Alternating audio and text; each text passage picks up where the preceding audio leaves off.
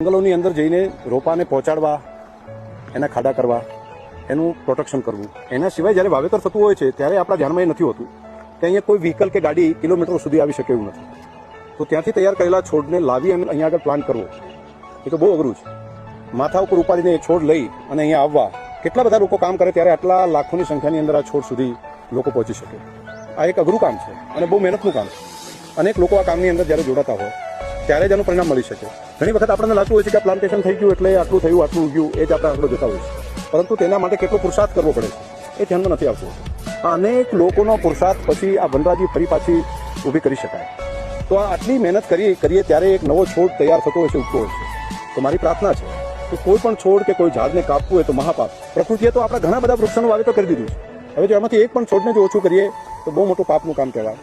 એક પણ ઝાડ કપાય નહીં, એની આપણે બધાએ ધ્યાન રાખવું પડે. ફોરેસ્ટનું રક્ષણ કરવું આપણા બધાની જવાબદારી છે.